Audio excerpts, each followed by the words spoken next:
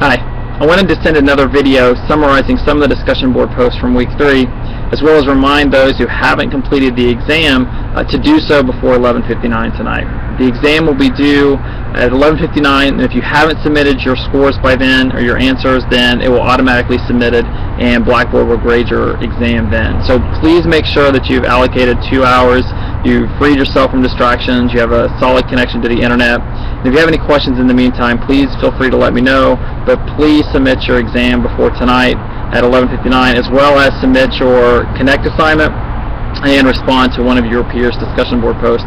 This is a pretty busy week, so I certainly want to remind you before the end of the day to be sure to complete those assignments on time.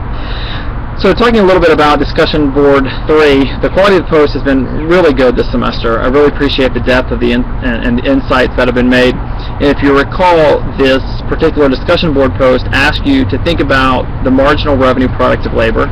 That is, what a firm should pay a worker if the markets were perfectly competitive. So if we have pretty much unlimited supply of workers, unlimited demand, then we know that if there's enough competition, then that the wage a worker will be paid is equal to how much revenue that they're going to bring into the firm. And intuitively, this makes sense. Right, so if you have your own business, and maybe some of you have consulted on your own, a lot of professors do consulting, and so if I consult with a client, then the wage that I receive is what the client is going to pay. And so that makes sense, right? I get the wage that the client is willing to pay. Now when you talk about a wage for a firm, all you've done is introduced an intermediary between the client and the worker themselves. And so in theory, if there's enough competition out there, the firm should be forced to pay the marginal revenue product of labor plus whatever overhead costs that a firm will typically absorb. But then I asked you to think about, well, why, if that's true, and the theory talks about a wage being equal to the marginal revenue product of labor, why do salary bands exist? Right, so salary bands are for any particular position that has a defined scope and responsibilities. There's a minimum and a maximum, and typically HR will provide some guidance as far as the median range and so on. So the question is, if this exists, the marginal revenue product of labor as a theory, then what's going on? And should you, as a manager, many of you have either faced this situation in the past, or certainly will face this as you move forward in your career, how should you think about managing your employees from a salary band perspective? Or if you're a worker trying to switch jobs, how should you think about positioning yourself when you negotiate a salary? And there's a lot of good back and forth on whether or not people thought salary bands were appropriate. So some individuals thought that they were appropriate, and that it allowed negotiation between the employee and the employer without maybe the employee feeling that they would offend their employer. So Taylor Broda made this really good point about maybe it's just the fact that bands are poorly designed. It's not the bands themselves that are wrong. Because again, if you're a manager and maybe you're not exactly, maybe you're a new manager and you're not exactly sure what the potential might be for this new individual, providing a band gives some help as you set that initial salary. A couple people, Bradley Sherman, I thought made a really nice point about using salary bands for hiring a worker, but not necessarily for promotion and future career progression. So again, the idea is that there's uncertain information. The employee doesn't know what type of environment they're getting into, and the employer doesn't know how productive that individual is going to be.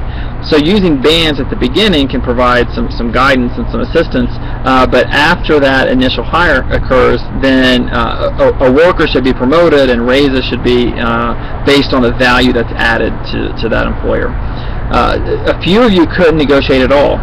So some of you were in co-op positions, and the co-ops was salary or the hourly wage was pretty much dictated to you, and so there wasn't much flexibility to negotiate. Some of you who are teachers, one of the classmates is a police officer with the city of Cincinnati, and she had mentioned that there's really no room to negotiate. The union negotiates on behalf of its employees or its representatives, and a person with a given amount of experience and who receives a certain score on the exam will receive a certain pay. And teachers often do this as well. If you are a high school math teacher, if you work X amount of hours and you have a master's degree, you're going to receive a certain amount of pay. So in that case, there's not a lot of flexibility, Although a few of you mentioned that even though there might not be room to negotiate on salary, even in those situations, there's always room to negotiate on the total compensation. So maybe you negotiate maybe from extended time off, or there's room to negotiate for different benefits.